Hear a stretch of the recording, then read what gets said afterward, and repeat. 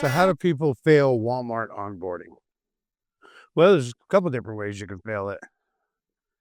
But the main thing is, what is Walmart onboarding? Walmart onboarding is part of the process to get a job at Walmart to drive as a private fleet driver. And it's only a part of the process.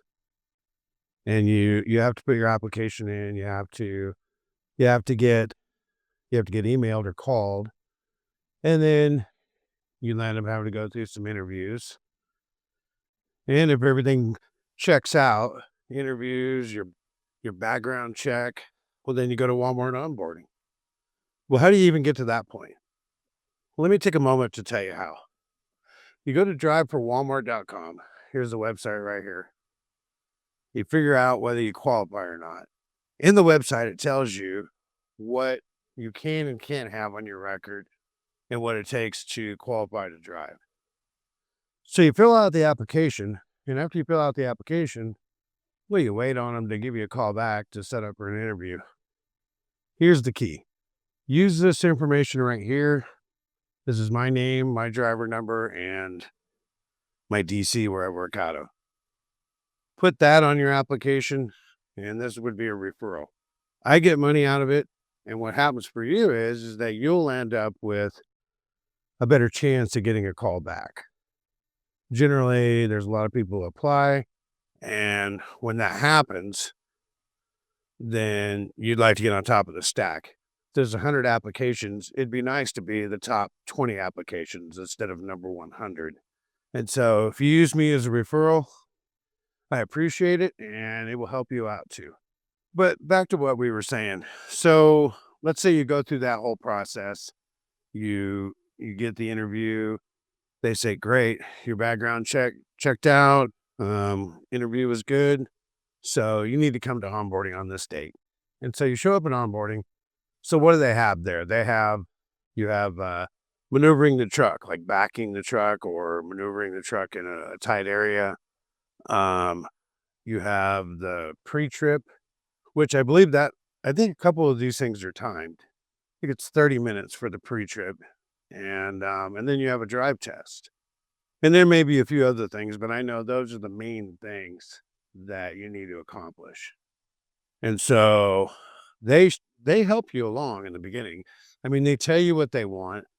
I believe they give you a pre-trip guide because they want you to do it the Walmart way. And so Monday and Tuesday of the week, like I said, they show you, you do it, you practice, you learn it. I think Thursday and Friday are your final test days. And from what I'm hearing, you can only get 5 criticals. You can only miss 5 critical things. And within those 2 days, and then if you go anything past that, then I think you fail. And so what's a critical? A critical would be like a good example would be the pins, on the trailer where the tandems can slide. With the pins on there, you would check to see if those are all the way in and engaged. Another thing would be the fifth wheel to make sure the jaws are closed or to check the condition of the fifth wheel. I mean, there's multiple things. I'm not going to tell you all that's there because I haven't actually done the onboarding, but I've talked to plenty of people that have. And so, I mean, this is when I say critical, this is absolutely critical for you to get hired. And that is you need to almost ace it. You need to have a great driving test. You need to have a great pre-trip. You need to have a great, backing, whatever they all do in that. And you can't miss more than 5 critical things in a 2-day period. It's do or die at that point. I mean, you can always come back and reapply, but if you miss more than 5, then you're not going to get hired. And so that was what I discovered the other day. I was asking our HR, well, I know there's a lot of people applying. I've had a lot of people apply. I've had dozens of emails, more than that. I've had comments. I've had text messages. I've had all kinds of stuff where people say, yeah, I'm excited. I got past the interview process. My background was good. And Well, I'm going to onboarding. And it seems like, you're in. And then I get a story later that says, oh, I didn't make it. I'll have to come back and reapply. And so anyway, HR told me, they said, yeah, the reason why we're not hiring as many people as we'd like to is because they're not passing the onboarding. People are getting stopped right there. And I get it. I've drove for 23 years. And, in my opinion, I probably think just like a lot of other people, well, you know, I have the skills to do all this. I should be just fine. I mean, why wouldn't I pass it? And well, knowing me, I'd probably study a hell of a lot, but a lot of people don't think that way. A lot of people, they think, no, I've got the skills. I've been driving for decades. I don't need to do that. And what happens is, well, they fail the onboarding. And then a lot of times they don't reapply. I've seen more emails and comments where they said, oh, well, Walmart didn't want me. I've been an excellent driver. I've never had a ticket or accident in all these years. And, they didn't pass me. Well, good luck with that. I'm going to go somewhere else. Hey, I get it. I got a lot of pride in what I've done and what I'm doing. And, I could see being upset with that. But, look at it from Walmart's perspective. I mean, it's really important that they have drivers that don't, make mistakes. It's okay to make some mistakes, but I mean, you know what I mean? Like serious mistakes, like serious crashes. People get hurt, you know, equipment is damaged, whatever. They're doing their best to get the best of the best. And if we have an attitude of, I don't need to pass this. This is just silly. I've got the skills. I've got what it takes to be a Walmart driver. It's not fair or whatever. That's generally the attitude that will cause an accident. That's generally an attitude that will cause a problem, and it'll make it look bad for Walmart, you know? It's, one of those things where they say you can either, you know, you wanna be right or do you wanna have a job? To be right is to actually prove it, and one of the ways you prove it is you pass the onboarding, you do it the Walmart way, the way they want, and then after that, it's smooth sailing as long as you don't get any accidents. You do the job professionally, you look professional while you do it, and you reap the benefits. I mean, the working here is it's like a luxury, really. I mean, it's so easy. You get a lot of respect and you get paid really well. And so I can't impress enough that you got to do the onboarding. Not perfect, but no more than 5. You can't miss more than 5. So if you get on with the onboarding, just know this, study that guide, ask every question you can, listen to everything they say, and get that thing passed.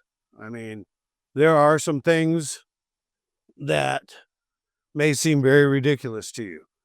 Like, for instance, you need to touch every lug nut on every single wheel. And if you miss one of them, then that's going to be a critical. You know, how many people are out driving right now that are touching every lug nut on every wheel of their truck every day? I doubt there's people that even do it at all in like a year, let alone every day. And so, I mean, during the onboarding process, you better be doing that. You know, you want the job. This is part of what you need to do. If it seems demeaning to you or it seems redundant or dumb or whatever, hey, it's no big deal. Everybody has an opinion. You know, you can always go and apply somewhere else. You don't have to work at Walmart. It's their company. That's what they want. And that's what you need to do if you want to get a job here. So, the main point of this entire video is make sure that you practice. Make sure you memorize what they want, the Walmart way, and you'll be in. You'll pass it, you'll get the job. 10 years will go by and you'll just laugh about, "Oh yeah, I remember when I was all shook up or worried about that onboarding thing. That was a decade ago. I've been living the good life since then working here." Or you can be one of these other people that say, "Hey, I went and applied for them once and they didn't want me. And so, I wasn't gonna do all their rules and regulations and all this. Well, I'll tell you what, there's a lot less rules and regulations here once you're on and you're doing the job you're supposed to. It's one of the biggest freedom. People say they lose their freedoms. I feel like we have more freedom here than I've had in any other job.